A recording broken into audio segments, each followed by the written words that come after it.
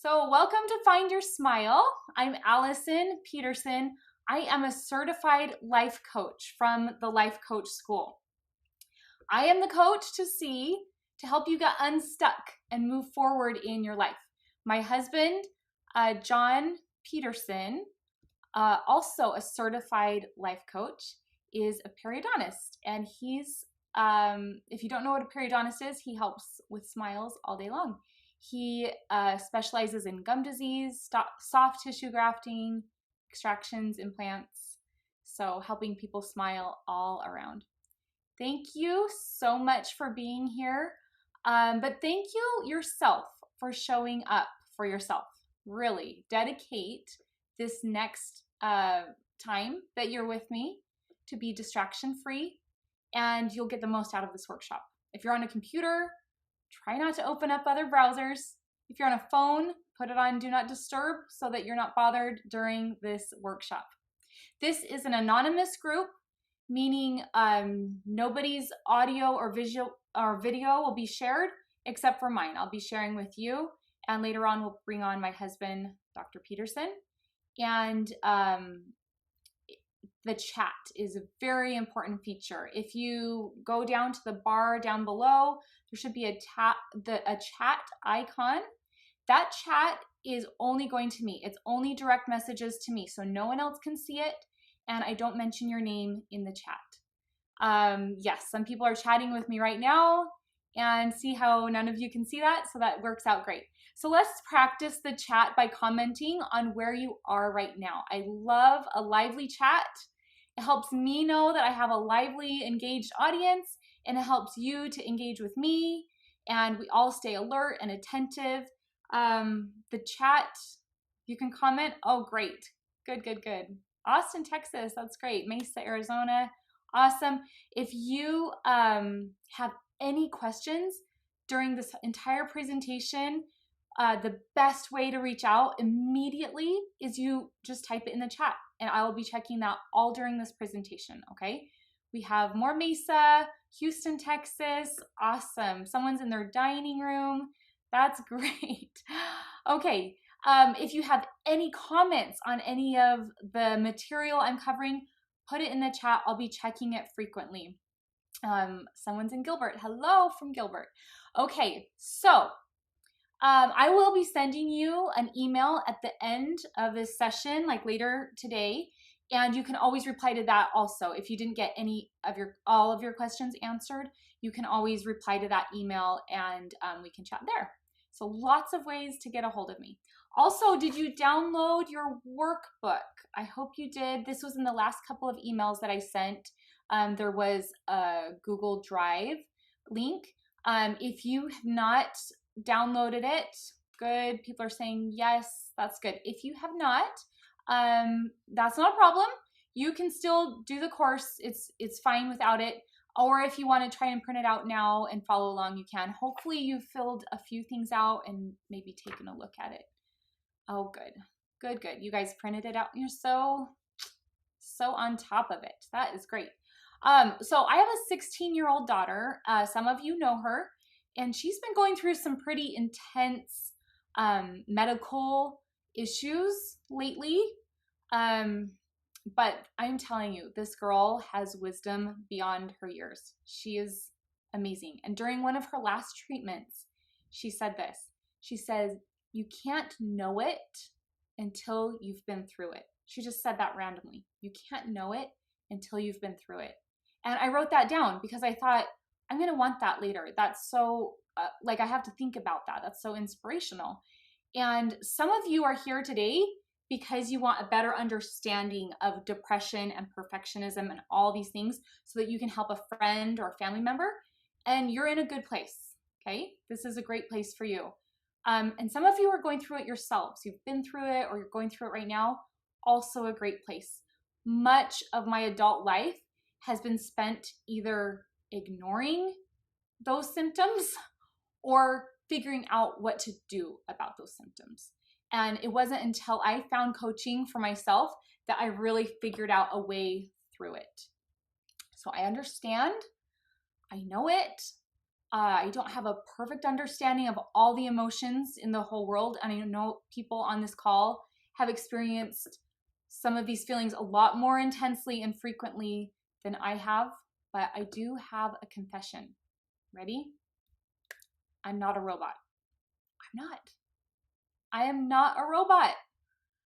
Leading up to this workshop has been a whirlwind of emotion for me. Robots do not have emotion. I am a human.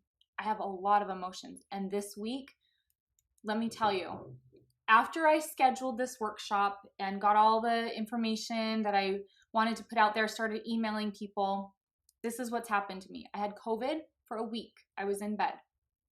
I was a victim of identity theft, where they took my social security number, mother's maiden name, all the things. Okay. My daughter, like I said, she's been going through some really intense therapy for chronic pain and some other issues. A lot of you know last week, our family dog died. Tragically, she's only 3 years old. And it was a terrible, terrible accident. And I've cried about it many, many times. 3 times yesterday alone. And the day after she died is my daughter's 16th birthday, which is a pretty big deal. And I wanted to celebrate. I've had so many emotions over the last week, even the last day. I've had sadness, grief, heartache, excitement, pride, happiness, love, compassion, guilt, despair, gratitude. I could go on. Okay? Coming to coaching is not about getting rid of your emotions. You and I are humans. Humans have feelings, and there is nothing wrong with having feelings. Okay? That's going to be my message of the day. There is nothing wrong with having feelings. Sometimes we think there is, but there's not. Feeling your feelings is at the core of what we do in life coaching. So you do not have to be afraid of emotions. So what do I mean by that? Well, let's talk about what a feeling is. First, in your packet, I have in the back the feelings wheel, okay? This does not nearly cover all the feelings we have in our human existence, but this gets you started. A feeling is a one-word answer. You can kind of refer to this and see what kind of feelings I'm talking about.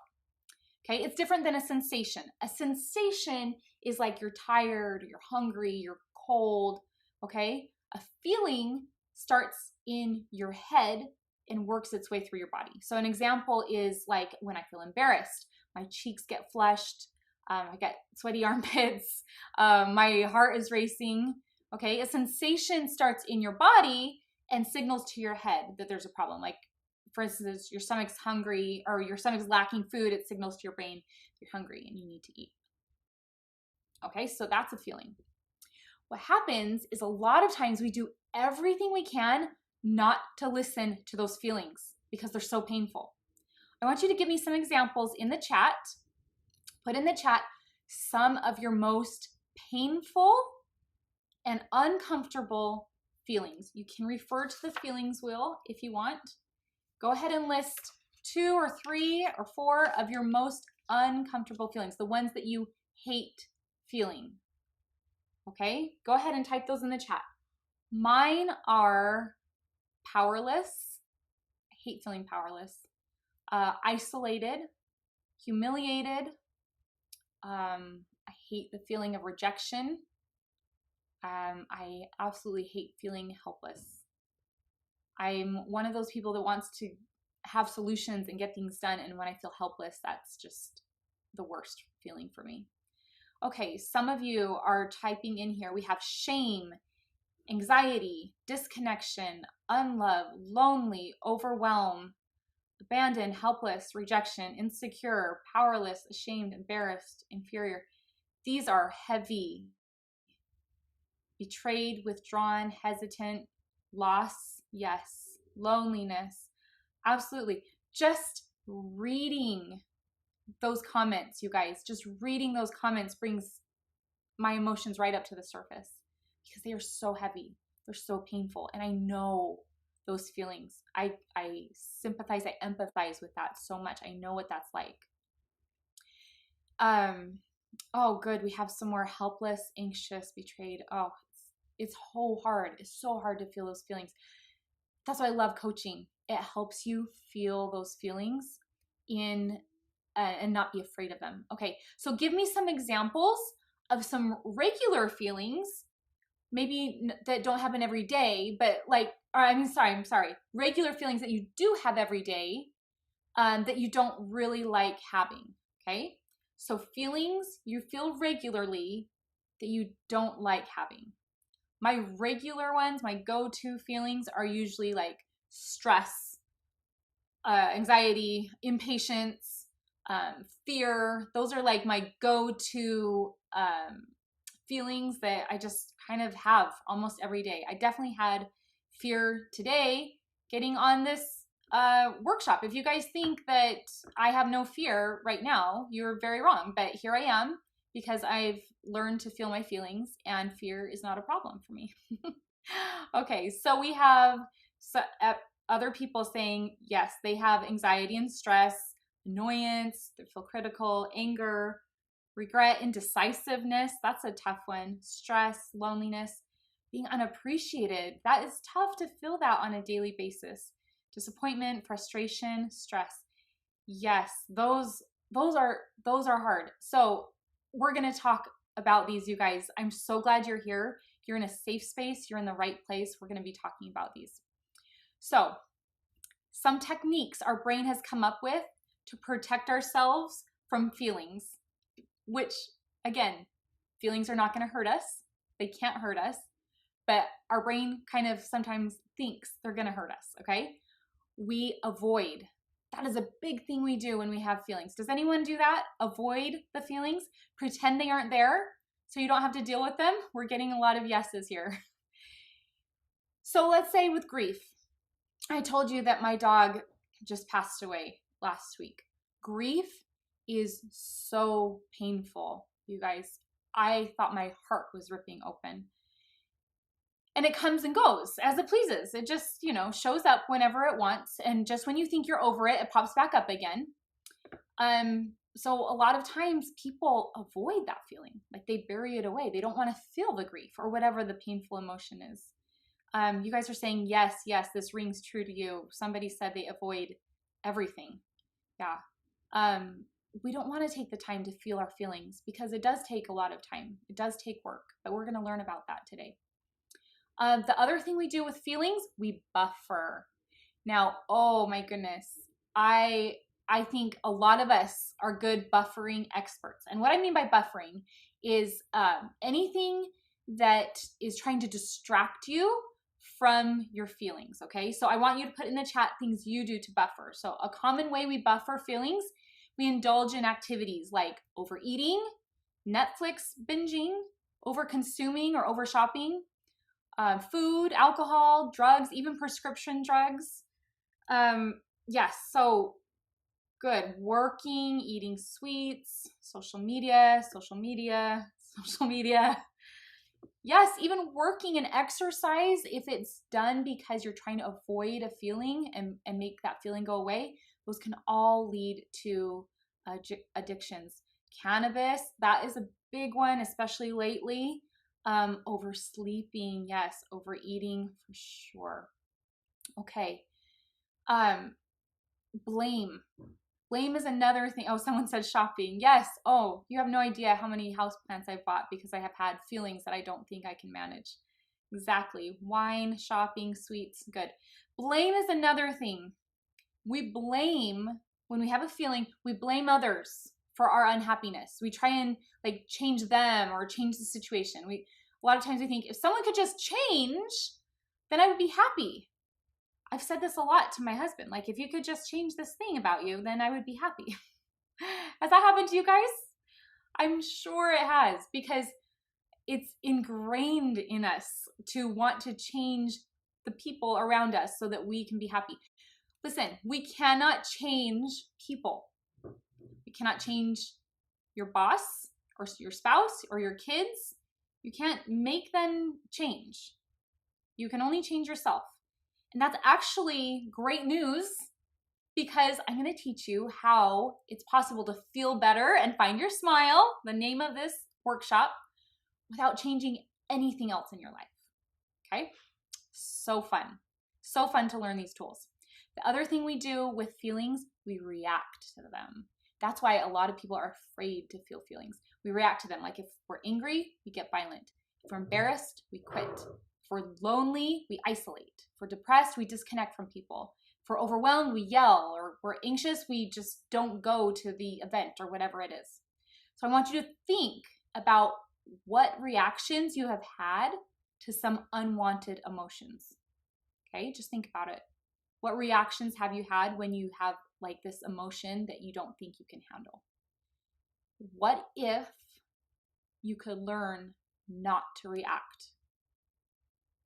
Okay, what if you could learn not to avoid emotion or bury it or blame others? What if your feelings just weren't even a problem? Would you be interested in that? Feelings are not the problem, my friends. It is what we do about them that creates our problem. Okay? For instance, someone just said they swear a lot more now. Maybe that's because they're not managing, they're reacting to their emotions. Yes. Okay. Someone said when something went wrong, I had to walk out to take a breath. Felt angry and upset, but I needed to take a moment. It helped me to take my emotion and make it productive. That's awesome. We are definitely going to be talking about how to manage and take care of our emotions so they are not the boss of us. That's so good. Okay, for instance, this is an example I came up with. Very common example, okay? If you do any of this, I'm not singling you out because it's a very common thing that people do.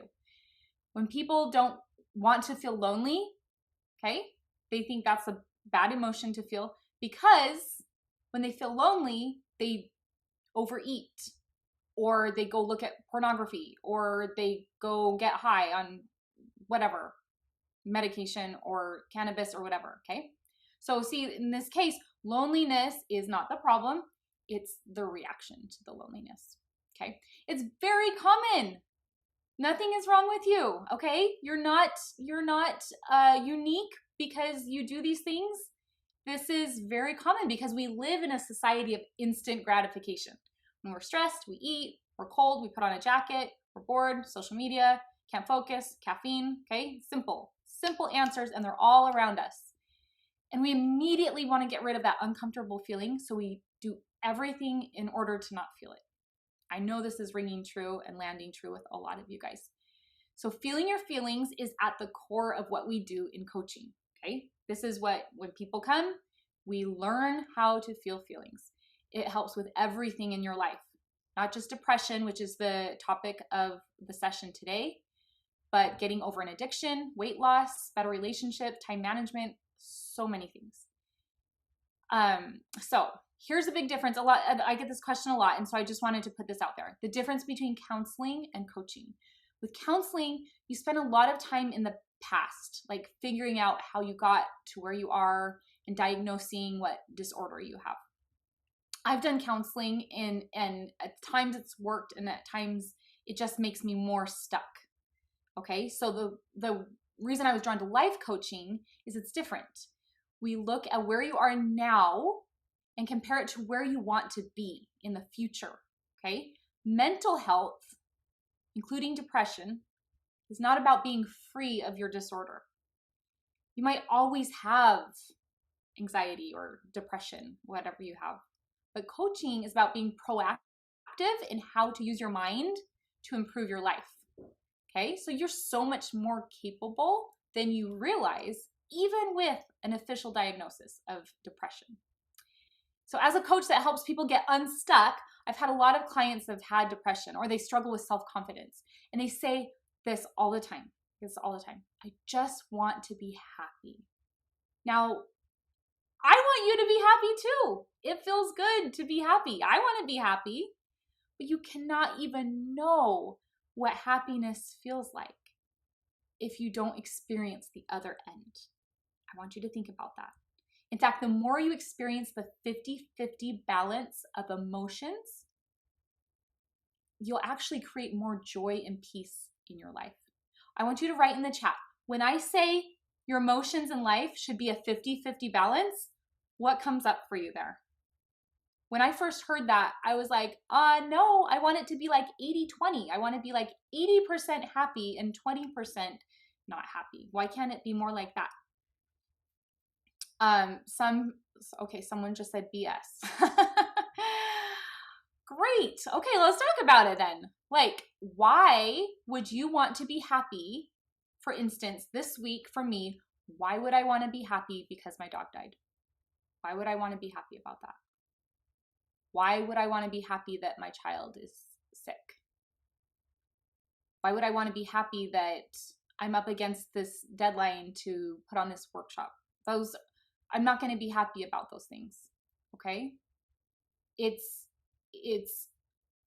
I can experience the sadness, the grief, the stress. Okay? I can have those emotions in a healthy way, but acknowledging them and recognizing them and doing the tools that I'm going to give you today helps me actually move through them.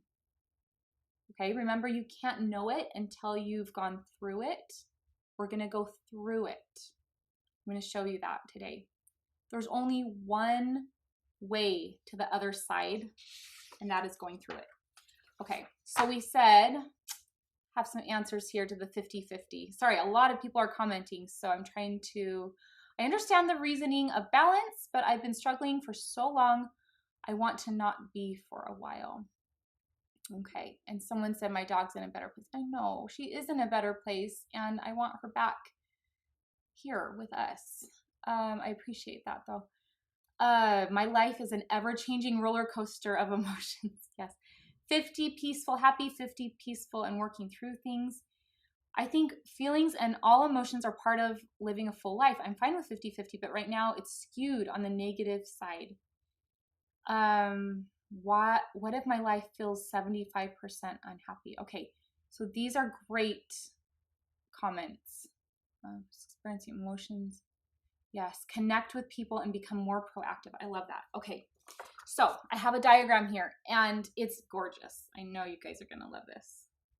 Okay, we have happy side, we have sad side, and it's divided in half. 50% sad, 50% happy. I actually did go to art school. I know you guys aren't gonna believe me, but that's why you get such an amazing drawing today, because you're with a real artist right now. Okay, so the 50-50, a lot of you were having questions about this. It could be on a daily basis, it could be on a weekly basis, or it could be certain periods of your life. For example, this period of my life, I'm feeling a lot of negative emotion this last week, a lot of it. Okay, then this week I'm doing a lot better. So I'm actually having like a balance of what happened last week. I'm having a better balance this week of those emotions. It can be on a daily basis where you're crying in the morning about something and then you're laughing in the afternoon about something else. Okay, so that's what I mean about the 50-50 emotions. So this is what happens. A lot of people don't want to feel this negative emotion. They want to go around it. They want to hop over here and take the shortcut to happiness. For instance, I didn't want to get out of bed yesterday. I'm talking about me right now. True story. I didn't want to get out of bed yesterday because I was so overwhelmed with negative emotion. Okay. I just thought for a moment, if I go back to sleep and when I wake up, it'll all be over and then I don't have to feel it. But I know I'm on to myself. I know better than that. There's only one way to get through the negative to the positive. You have to go through. You can't go over and around. You can't avoid it. You can't bury it. You can't buffer it. You have to go through it, work your way through it to get to the other side. Is this making sense? I hope this is landing well with everybody and you can see my picture very clearly. Okay, so this is the other thing. The buffering thing that I mentioned earlier, we make it worse. Okay, we spend a lot of time trying to escape or ignore the negative emotion by overeating, under eating, not sleeping, not taking care of ourselves, watching too much TV. We mentioned a lot of them before. We think that'll solve the problem, but what it's doing, it's adding this extra layer to what side? Is it adding the layer to the happy side? No, of course not. It's adding a layer to this negative side, because what it does is it numbs the pain temporarily because you haven't worked through it. You have not worked through it, okay? We're just adding this. When we do that, we're adding more painful emotion. Okay, so let's say the sad face is because of sadness, okay? So instead of just acknowledging that I'm sad and being okay with being sad, I'm going to add more pain to it. The pain I'm gonna add guilt, because I shouldn't be this sad because I have so many things. I'm gonna add powerlessness because it's somebody else's fault that I'm sad. I'm gonna add fear over here to my sadness, because when I'm sad, I'm afraid what I might do. Okay, so I'm afraid of being sad. None of those things are helping us work through the sadness, actually. I have news for you, my friends. Get used to being uncomfortable. Be okay with it. It's part of the journey. Okay, we're going to talk about blame for just a minute. Blame is so easy. It's ingrained in us from our playground days. Okay, like think about this. Did she hurt your feelings? Okay, we ask that all the time. I've asked that to my kids lots of times. Did she hurt your feelings? Or the child comes, I'm sad because the teacher yelled at me, or because I was left out, or whatever, okay? So now we are adults, we're grown-up adults now, but we still want to put the blame on our feelings on other people or other circumstances. Like I have clients come to me that say, it's the news, it's the politics, it's America, what's wrong with America? That's why I'm so worked up and anxious and depressed and all these things. It's my boss, it's a client I have at work, it's something someone said, it's because someone didn't give me a birthday present, it's COVID's driving me crazy, it's this picture I saw on social media, okay? We think all these things are creating our feelings, but your feelings do not rely on any of these things. You create your own feelings. How you interpret all of those things that I just talked about, how you interpret it in your head is what creates your feelings. So a lot of people think, well, if I have more money or a better job or a better body or better friends, whatever, all those things, I'll be happy. If my mom would stop nagging me about this thing, I would be happy. Comment in the chat. I want you to comment. What are you waiting for? What do you think is going to change in your life so you can be happy? Okay, I'm going to read the comments in just a minute. I'm going to give you an example. I spent a lot of my younger years thinking, when my dad finally tells me I've done a good job, then I'll be happy. That will make me happy.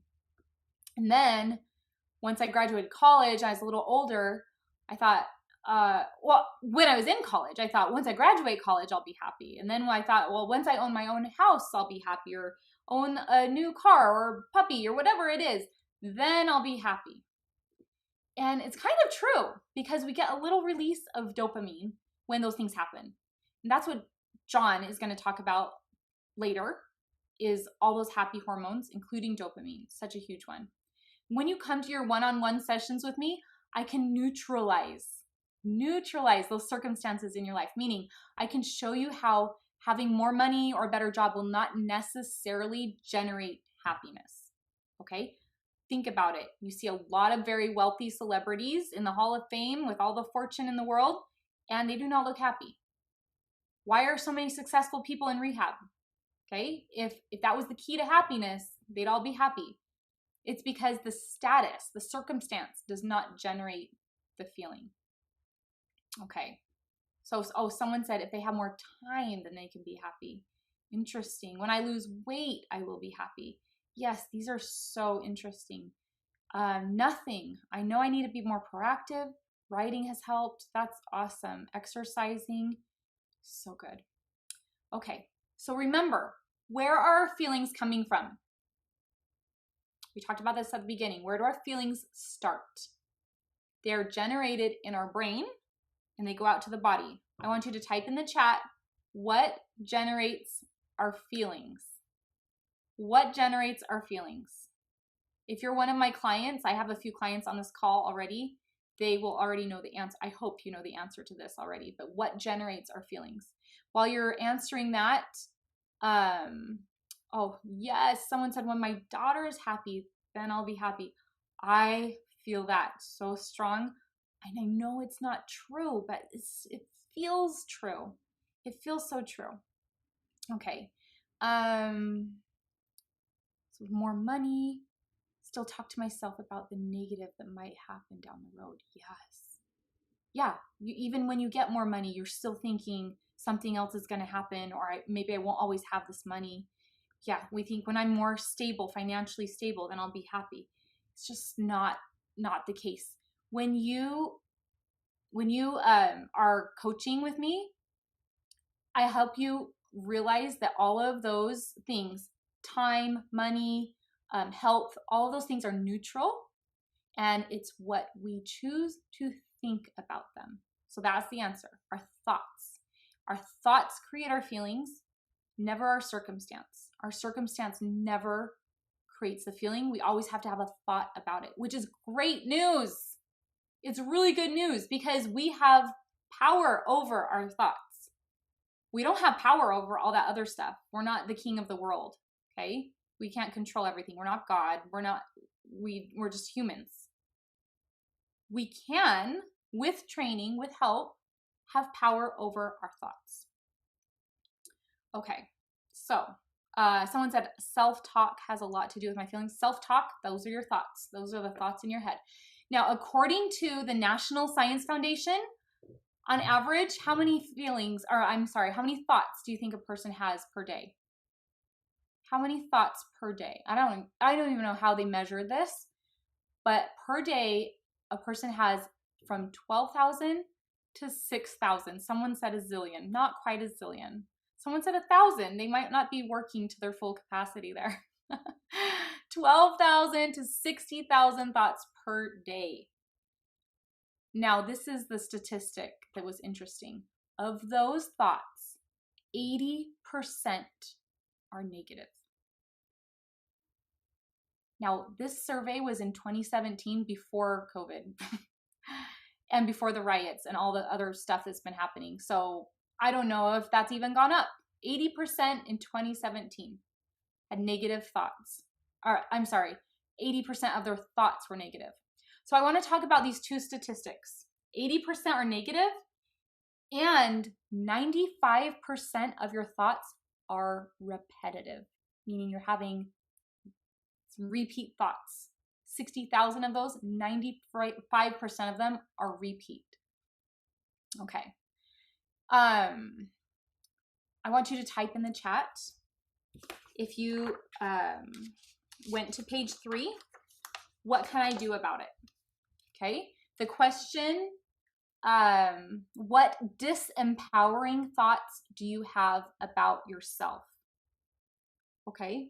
Someone just asked, why do they know why they repeat? Yes, I know why, and I'll explain it to you in just a minute. What disempowering thoughts do you have about yourself? So, some examples. I'm not good at technology. I can't make friends. I'll always be overweight. I can't change who I am.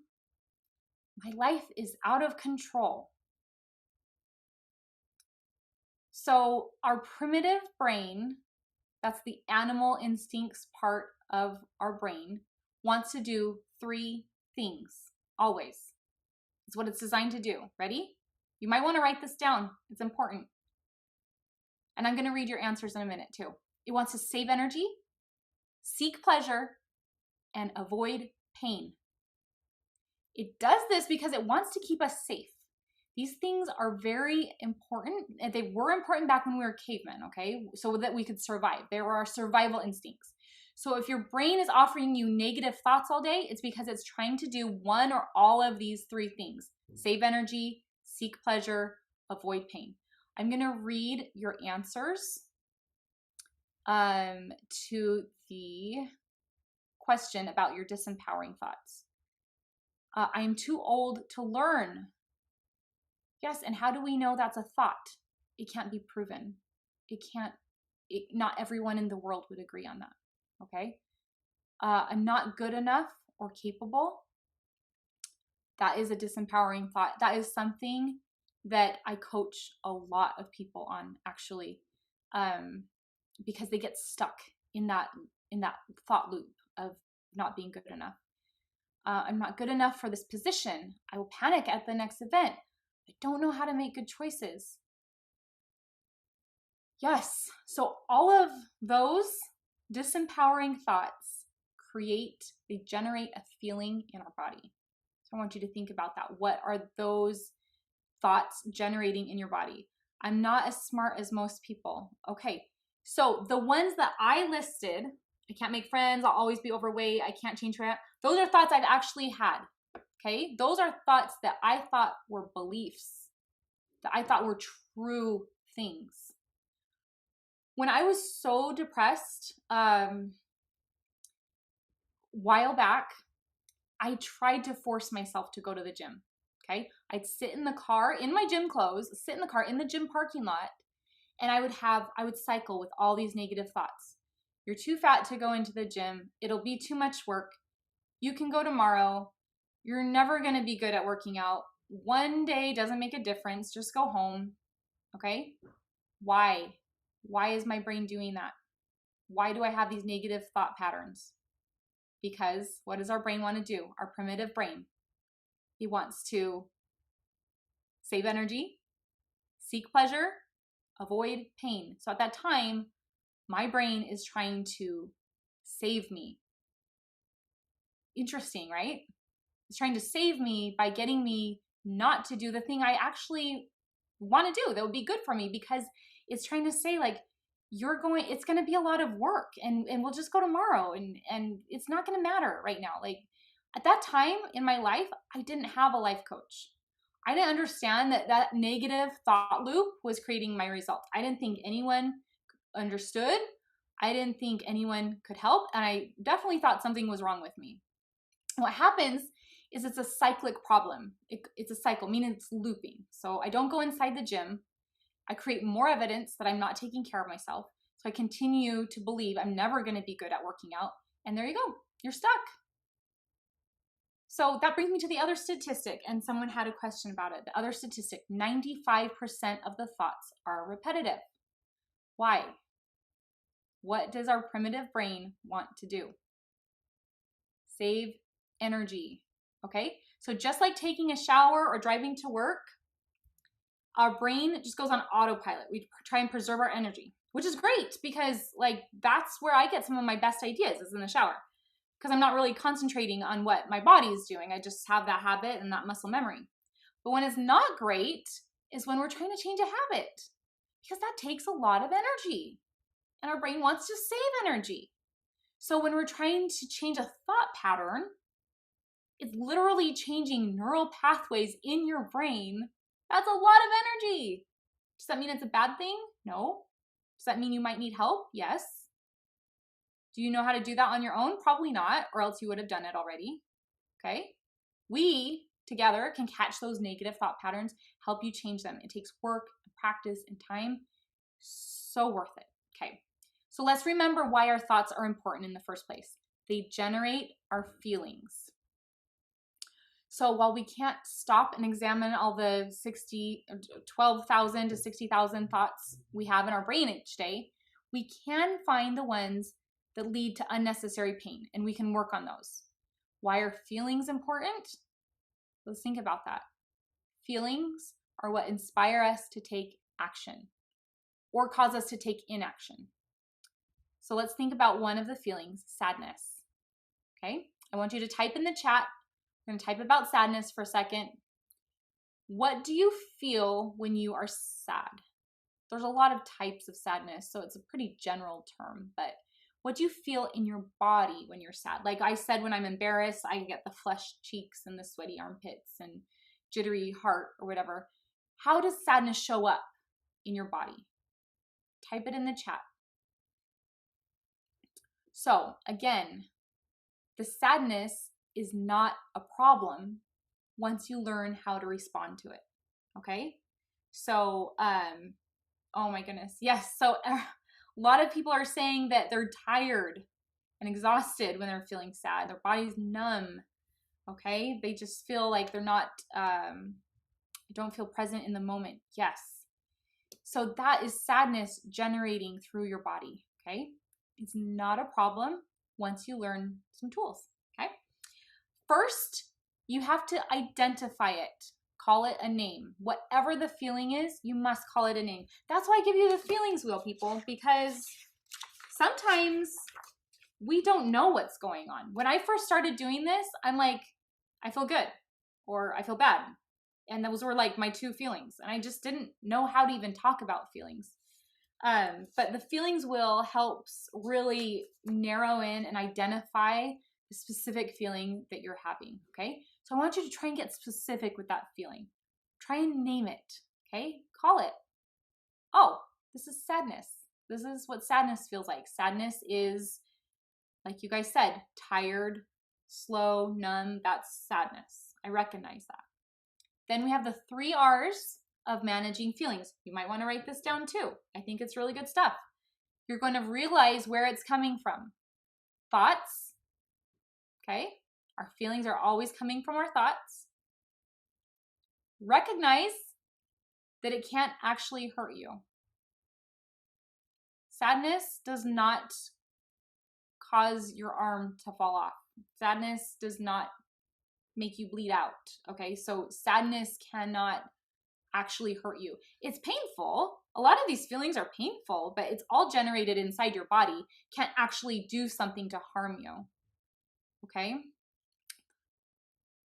The worst thing that can happen is an emotion. That's right. Very true.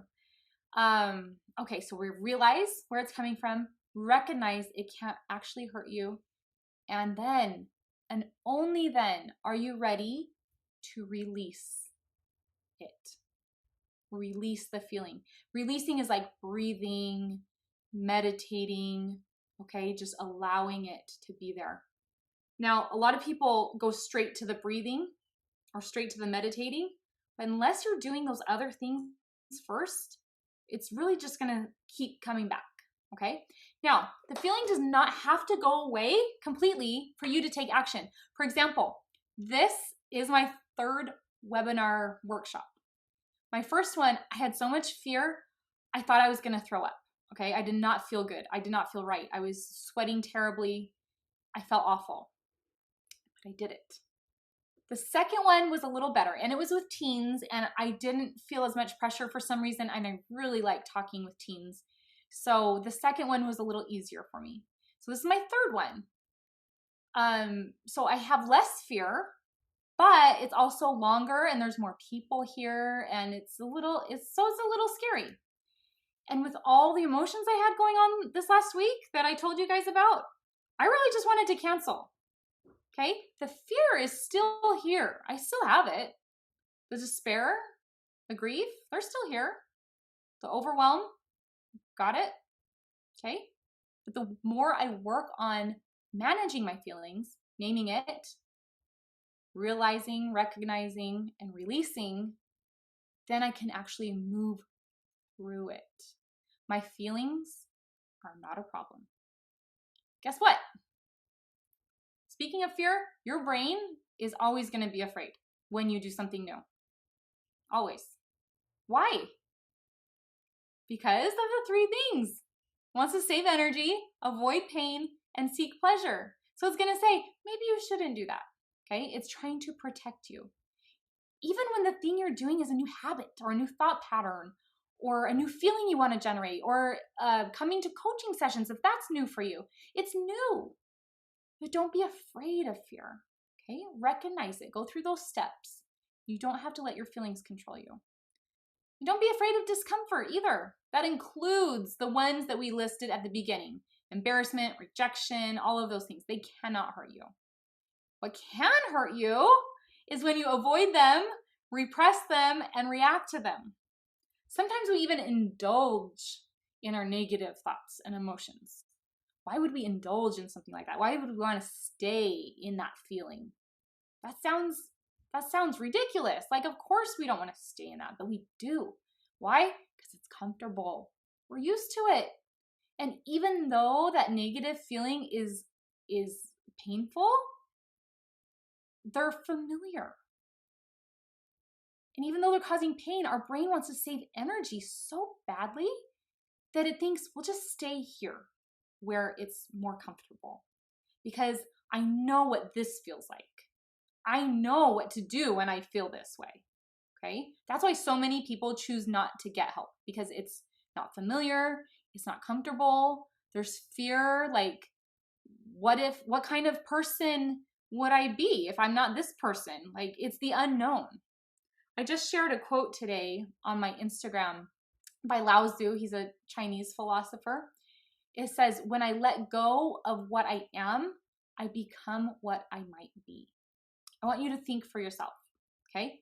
What kind of person would I be if I weren't sad all the time? What kind of person would I be if stress didn't run my life? What kind of person would I be if I allowed myself to feel emotions? What kind of person would I be if I connected more with other people? Tell me in the chat, okay? What kind of person would you be if you were actually able to get unstuck? Whatever your sticky situation is right now, if that's depression, if that's not going to the gym or taking care of yourself, if that's addiction or just negative thought patterns, what kind of person would you be if you got unstuck, if you didn't have that? Somebody just put, they would probably be more productive. Yeah, probably. For me, when I found coaching, I wanted to be the kind of person, this is who I wanted to be. I wanted to be the kind of person that helped other people. I wanted to be a public speaker, you guys. I wanted that.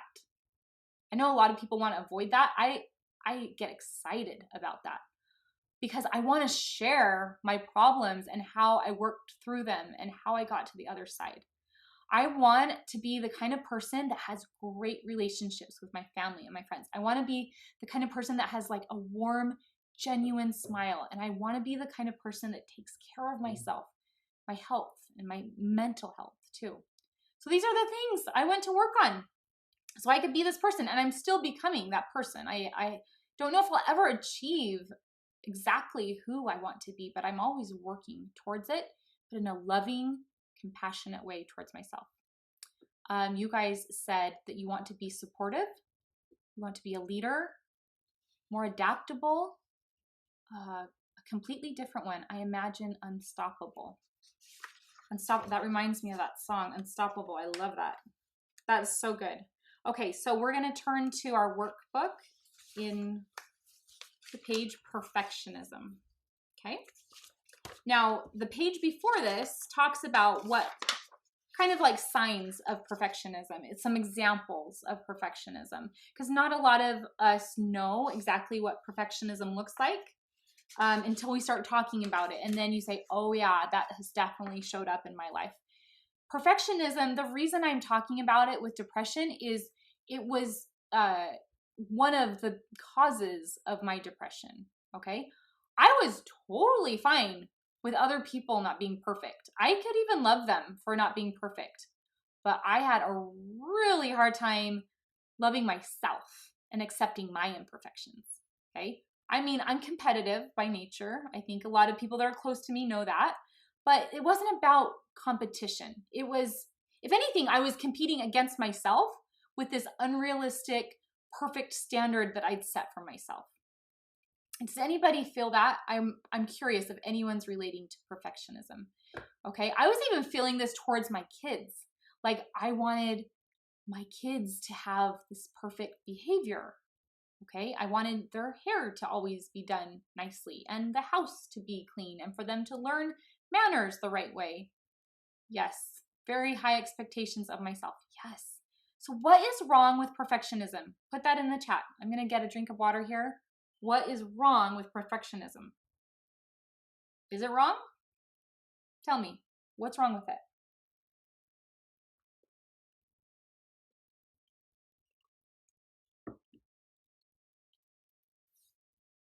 Very common answer. Yes, only God is perfect. That's right.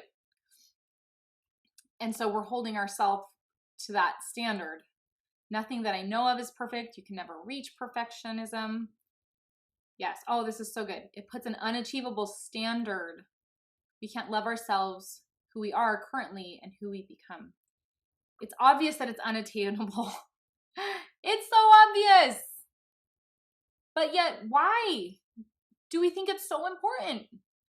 Mostly the reason we want to be perfect is because of a feeling we want to have, okay? Or a feeling we don't want to have. When we show our imperfections, we feel vulnerable, and we don't want to feel vulnerable because that doesn't feel safe, okay? Remember our animal instincts again. When we're vulnerable, we're exposed. That's painful. It's not pleasure. And that's a lot of energy, okay? So when we show our imperfections and we feel vulnerable and we feel that it's not safe, actually, this might come as a shock to a lot of people. It's usually the opposite. The more vulnerable I have been, the more connection I have made with people and myself. Connection, by the way, is the antidote to depression and addiction, okay?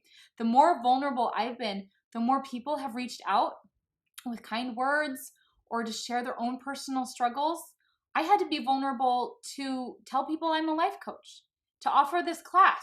And the whole reason you're here is because I put that vulnerability out there. I've made more friends. I've had more compassion with others, and less depression I feel. So I want you to put in the chat, the reason I want to be perfect is, and why. Like, why would you want to be perfect? For me, this is what I thought. If I'm perfect and I raised perfect kids and kept my house and all the things in order, I would get approval from my parents. And then I would know that I was doing a good job because I want to feel better about myself. I want to feel acceptance and love. What's wrong with that? What's wrong with wanting to feel acceptance and love? Well, in this situation, I'm relying on another person or other people to do something that they may or may not ever do so that I can feel a certain way, which if they do that thing, it's not even guaranteed that I'll feel that way once it happens. They could say the most amazing things to me. I might think they're being sarcastic. I might think they're lying. I don't even know. So you are powerless over that, okay? When you're relying on other people, approval from other people or acceptance or love from other people in order for you to feel good about yourself, you're powerless over that. You're giving all your power away to someone or something else that you can't even control. When I let go of the need to be perfect, I allow myself to love myself for who I am. I'm less likely to wallow and indulge in my depression because I accept it and I embrace all the things, all the great things, all the messy things, all the things. It's all good. It's all part of me. So we have the reason I want to be perfect is so others will like me better. That's just what I was talking about. Isn't that so interesting? The reason I want to be perfect is to feel like I've achieved something in my life. Approval and admiration. Yeah. Isn't that so interesting? Like, and are we thinking that's going to come from someone else? Or are we thinking that's going to come from us? What if you could just give yourself approval and admiration right now for being you? It's hard. Let me tell you, it's hard to let go of something you felt for so long is so important. Okay? For so long, I felt like it was very important to be perfect or close to perfect, as close as I could be to perfect. Most people need help with this. If you need help, that's why I'm here, okay? Is to help you. So why is it so hard? Because our primitive brain is trying to save energy, avoid pain, seek pleasure. That's why if you're ever asking, why is it so hard to change my habits? Why can't I change? Why am I stuck? It's because of that. It's so much easier, and I totally get this, to sit on the sofa and binge watch Bridgerton than to actually go and do something about what's going on in here, Okay, so I still make mistakes. The difference is how I choose to judge myself. I choose not to look at my mistakes as a reflection of my worthiness as a human being. Instead, I look at them as I have agency. I have accountability. I'm learning. I'm growing. Okay, giving yourself that type of compassion will make it so you don't add those pains to your life. You're not making it more painful over here. So I want to help you with this. I want to help you with self-love and self-confidence in a whole new way. The power is within you. I'm not a unicorn. I'm as normal as any of you are. I've just used these tools enough that it's totally transformed my life. Okay, so here's the part where we get to hear from my doctor, coach, husband, John Peterson. He has done a lot of studying and research about happy hormones. He's going to name them for us. He's going to talk about why they're so important and what you can do to get more of them. Okay, so are you ready? In your packet, you can turn to, come on in, happy hormones, and follow along here. And any notes that he has, you can add to the worksheet. Okay. Okay. Pardon me, I'm still in my work scrubs. I didn't have a chance to change, but so we're going to talk a little bit. I haven't seen this handout. I love this. That's really cool. Yeah. Okay. All right. We're going to talk a little bit about happy hormones. So, first off, for those who haven't met me, I'm John Peterson. I'm a periodontist. I've kind of niched into full mouth rehabilitation with dental implants. And so, yeah, I get to watch and help people smile every single day. It's a wonderful part of my job. Over the last 7 years and kind of retooling my own brain, I've done a lot of studying into hormones, into systemic problems in the body. And so as part of my coaching with my clients on brain work, I also like to pop the hood and take a look at the body and see what's going on there. And get some baselines and see if there's any little tweaks that we can make just systemically on top of helping people change their minds. And so it's kind of weird, patients come in to see me in my dental office and, we're talking about the mouth and, all of a sudden then we go off on this little coaching tangent of, hey, how's your stress? And talk a little bit about that because it shows up in the mouth a lot. So our happy hormones. So we're going to talk about 4 of them. One of them is dopamine. We've got serotonin, oxytocin, and your endorphins. I'm going to focus on dopamine the most. And because everything seems so integrally tied to dopamine. And so we'll discuss that one. Let's see here. So let's talk about that. So when we talk about dopamine, we associate dopamine with a reward. Like, I don't know if you've ever heard anybody say, oh yeah, I got a real good dopamine hit off of that. But that's really not true at all. Dopamine is more related to motivation and to craving. There's been a lot of studies on this, particularly in animal studies. They'll take an animal and place it in a cage and give it a lever to pull. And when that lever is pulled, some food is released. And so, back when that study was done, the assumption was made that the food, when they received that, caused a release of dopamine. I eat the food, I get happy. Well, somewhere along the line, someone had a really good idea. Well, how about we take that same animal, put it in a cage, completely deplete it of dopamine, and see how it would respond. So to their surprise, an animal with no dopamine actually still really enjoys food. It enjoys other pleasures too. But animals tend to lose their desire to pull any levers to receive that food. So it'll just sit in a cage and cram itself with pleasure-inducing calories if they're provided. Whereas, an animal with dopamine, it will always go and pull that lever for food. In fact, I'll go to a lot of effort to even get to that lever just to get some food. Not that it's hungry, but it's motivated to receive that reward. So how does that translate to a human model? Well, dopamine with us is secreted in the brain. It makes us pursue things. It motivates us to build things, to create things, to want things we don't currently have. So rather than thinking of dopamine as a signal for reward, thinking about dopamine as like a dopamine hit, It's more accurate to think about it as a driving motivation and craving to go seek that reward.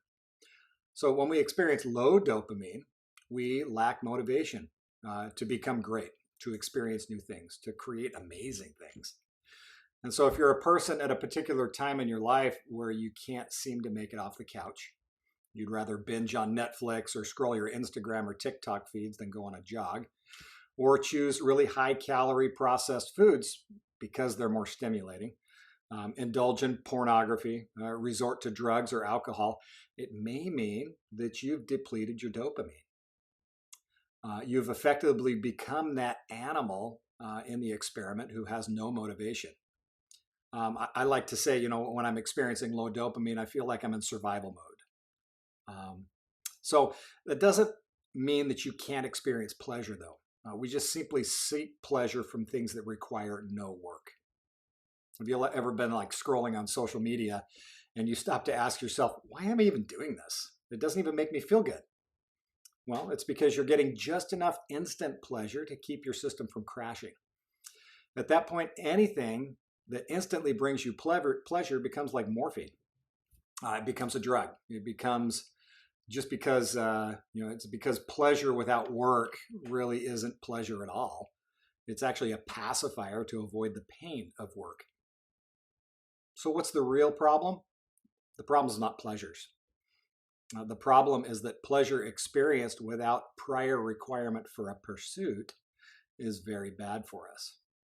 I want to repeat that, and you might want to write it down.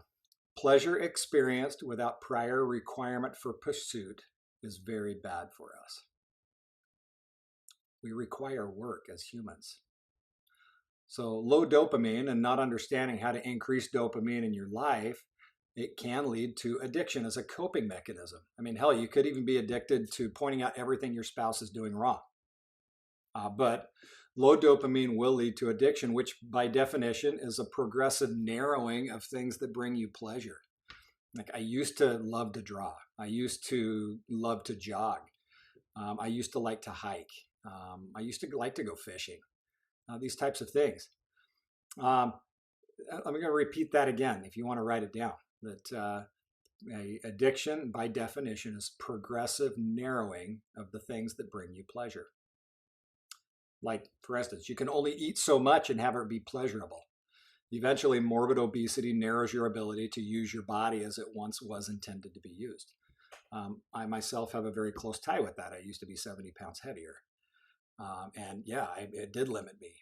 My back was in such pain that all I could do was come and just sit down on the couch and try to survive the rest of the night after a long day of surgery.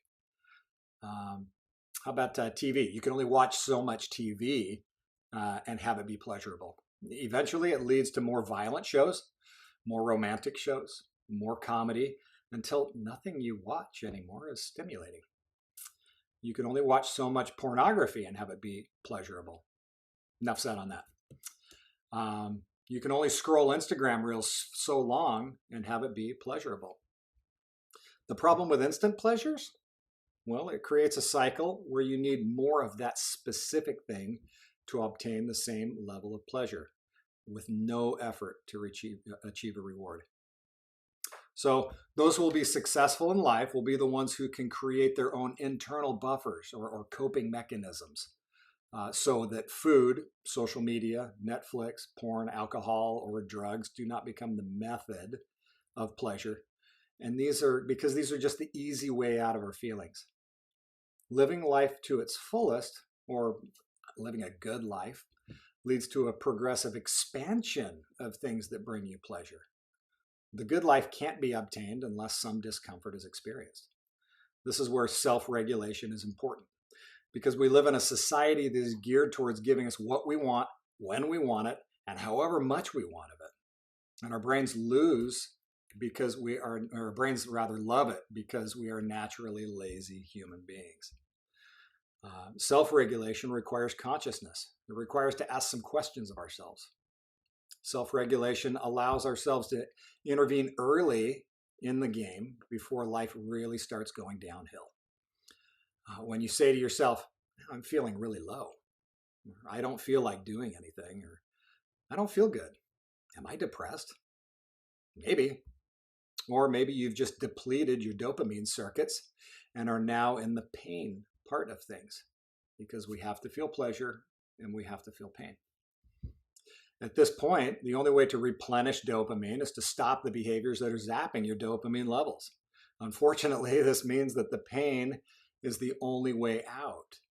It doesn't feel good to stop the things that bring us pleasure, but the system can reset, because pleasure throws our dopamines way out of whack. The reality of life is that any pain you feel, the longer the day, the less sleep you get, the stupid outlet not charging your phone, slow internet, the agony that you feel when things just aren't working out the way that we expected. The amount of real pleasure that you will eventually experience is directly related to how much pain you allow yourself to experience. Now, we know this from experiments. One of the ones recently, which is really cool, the interesting study was performed about ice bathing. You've seen that on the internet, people jumping into ice bins. So sitting in an ice bath is very painful, especially if you stay in there long enough. Now, the study shows that if you sit in an ice bath for 6 minutes, immediately thereafter, your dopamine levels spike 250% above normal. Now, that proves that pain evokes dopamine after the pain is over. And the more pain you feel, the more dopamine will be in your system. So the pursuit of a reward is actually the reward, because the pursuit caused pain, which then in turn boosts dopamine, hence happiness. So how do you get to a point of getting off the couch with low dopamine to running up a mountainside? Well, if you can't get there by yourself, that's where coaching comes in handy. The second hormone that we want to talk about is serotonin. So here's what we know. Serotonin is a hormone. It's a neurotransmitter in the brain. It helps regulating mood, sleep, appetite, digestion, and memory. It's intimately linked to anxiety and depression. So when you go to your doctor and you say, "Oh, I'm depressed," they prescribe you an antidepressant in an effort to boost serotonin in the brain. So what we now know is that the research could be 100% and totally inaccurate. There's new research that says that patients should not be told that depression is caused by low serotonin or by a chemical imbalance. Furthermore, patients should not be led to believe that antidepressants work by targeting these hormones or their abnormalities. So if your doctor says you need an antidepressant, maybe it's worth a second thought. Maybe there's a better answer, which might not be immediate as popping a pill, but better. Or maybe learning to manage these feelings would be more beneficial. Maybe working with a coach or a counselor could lead to a better, more permanent result. One thing I learned recently about serotonin levels was how intimately linked it is to your water intake. Now, if you want to increase your serotonin levels instantly, take a look at your water. What they found is when a body is in dehydration, it's linked to a 3-fold decrease in serotonin. Now that's huge, just with water. So humans, we should be drinking about half of our body weight in water. For me, that's about a gallon of water. And then if you're going to exercise, you need to add 8 ounces for every hour of exercise. And then caffeine, if you take in caffeine, it negates any water that you drink. I mean, I used to drink a lot of diet soda. A lot. That's an understatement. I'd go to the Quickie Mart and get like 344 ounces every day, thinking that I'm getting enough water in me. They all had caffeine. And so that Circle K 44-ounce drink equals 0 water intake. So consider eliminating caffeine altogether from your diet and increasing water to your optimal levels if you want to naturally boost your serotonin. Oxytocin, that's another great hormone to talk about. That's our love hormone, all right? Oxytocin naturally increases with physical affection. So this is why connection is a key element in fighting depression. The more you connect, trust, empathy, vulnerability, honesty, the more oxytocin your body will create. The more oxytocin that's created, the more connection you will want to make with others. Other remedies to increase oxytocin: yoga. meditation. I love yoga. That actually creates a wonderful connection with oneself, which is really important. Create and listen to your own playlist. Get or give a massage. Pet a dog. Tell someone else how much you care. Cook a meal and eat it with somebody you care about. Cuddle, hug, have lots of sex, maybe even if you don't want to. Endorphins. This hormone is your body's natural pain reliever. Eating well, working out, going paddleboarding, hiking, these can all increase endorphins. Now, serotonin, oxytocin, and endorphin levels help with depression, but they're not one single cure for depression. Granted, they help, but if you're stuck in a negative thought loop, working out, connection, and cuddling in themselves, they won't cure the problem. Sometimes you just have to do the hard mental work, and that still needs to be done for long-term success, for freedom, and from freedom from depression. So that's what I got to share about hormones today. I'm going to turn the time back over to Alyson to finish up. So thanks for listening.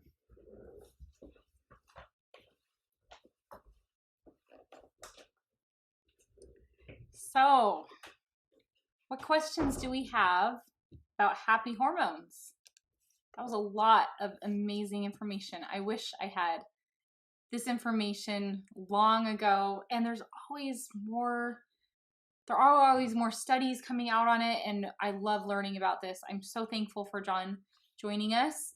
If you guys have any questions on happy hormones, put them in the chat, or you can always reply to any of my emails that I send out, and we can look those over. Okay, so in our quest to be happy, sometimes, like John was saying, we confuse happiness with momentary pleasure. Okay, so let's take donuts, for example. I have one client, okay? Oh, thank you. I have one client who's trying to lose weight by eating a healthier diet, okay? And I asked him, he doesn't mind me sharing this story. One day in his office where he works, someone brought in donuts and he ate one. Why did he eat a donut? Well, like John said, he's hoping to feel good from that donut. He's hoping to get that pleasure, that dopamine, even if it was just momentarily, out of the donut. And guess what happened? He didn't really get the pleasure he was seeking. So guess what he did next? He ate another donut, still hoping that that would do the trick. Has this happened to you? I know it has. Maybe not with donuts, but in some situation where we just keep, what did John say? Pulling the lever, wanting to get that happiness. Put it in the chat if this has happened to you. Chocolate, that's a big one. Yes, so if you notice with chocolate, you take a bite and it feels good. Then the next bite isn't as good. Okay, it's a half-life actually. We get half of the pleasure from that second bite, and then the third bite is even less than that. But we keep eating it and eating it because we want the pleasure of that first bite. So interesting. Someone said dopamine sounds like the building block for feeding the rest of the good hormones. How can we produce more to get motivated to get off the couch? Come to coaching with me. We'll talk all about it. Now listen, you mentioned motivated. Motivation is a feeling, okay? Motivation is a feeling that is great, but we don't always feel motivated to get off the couch. Sometimes we just have to do it anyway. We can work in coaching on your thoughts to create motivation. We can work on the feelings that you have that are not motivation or are keeping you on the couch. But honestly, like coming to this workshop today, you were motivated. Maybe you weren't motivated, or maybe you were. But either way, you're here and you're doing it. Okay, so listen. Back to my donut story. We get more dopamine after doing the hard task. That's what John was saying with the ice bath. In this case, the hard thing for this client of mine would be working all day and not eating the donuts. That would be the hard thing. So despite what you may think, donuts and other quick pleasure-seeking things like chocolate and cake and all of whatever else do not make you happy long term. They actually make you miserable. Isn't that so interesting? Maybe one bite of chocolate might have some temporary pleasure, but if you're eating if you're consuming large amounts of any of that, those things that have that quick pleasure, you're going to be miserable. It's going to show up in your mental and physical health. Yes, so someone just asked if I'll share the video after this meeting. Absolutely, I will be, it's recorded and I will be sending it out to everybody. And the youngest person I coach, yes, 13. Yep, I coach anywhere down to 8 years old. So that would be just fine. I'm super happy to help any of you, family and friends. I help people with these types of habits. Okay. Are you ready to get unstuck? Or do you know someone that needs to get unstuck? If they want a healthier, fuller, happier life, let's do it. I'll be sending you an email later today with all the details. So you don't need to worry about that right now. Just be able to check your email later. I have a poem that I want to share with you that summarizes all the things we've talked about today. This poem came to me after I coached with one of my clients. I can also email it to you. I don't know. It just came to me. It was like this flow of inspiration. I wrote it in just a few minutes. It's called The Quest for Happiness by Alyson Peterson. I should always be happy, a young lady thought. That's the purpose of life, is what she had been taught. But her life was filled with turmoil and grief. It shouldn't be this way, she thought. I need relief. She worked really hard, but try as she might, her life, she felt, hadn't turned out quite right. So she turned to Prozac, to Xanax, to wine, shopping and eating and working till 9. Nothing worked. In fact, it made her feel worse. Under her breath, she let out a curse. Then, one sleepless night in her thoughts, she wondered, and woke that next morning to this question she pondered. What if life is more than feeling happy all the time? What if bad feelings are just fine? She thought of her dad who was recently gone. Of course I have grief, but I don't have to be withdrawn. She thought of her anger when riots abound. I don't have to like what they did to my town. Why would I want to be consistently happy? It's okay sometimes to feel a little bit crappy. It's okay for me to feel things I intend. And this thought alone brought her joy to much end. That is my message for the day. You guys, thank you so much for joining me. Thank you. Someone said that they loved that poem. I love it too. It's so good. It summarizes all this hour and a half that you've been with me into one sweet, sweet poem that applies to so many of us. Thank you so much for joining me today. Thank you, John Peterson, for joining us as well and all your great wisdom and insight about happy hormones. You guys, I am here for you. I am here for your friends, your family. Thank you. Oh, thank you. Thank you. I love these comments. Thank you for being here. You guys did this for yourself. And that is such a gift that you can give to yourself. All right. I will see you guys hopefully all very soon. Take care, everyone. Bye-bye.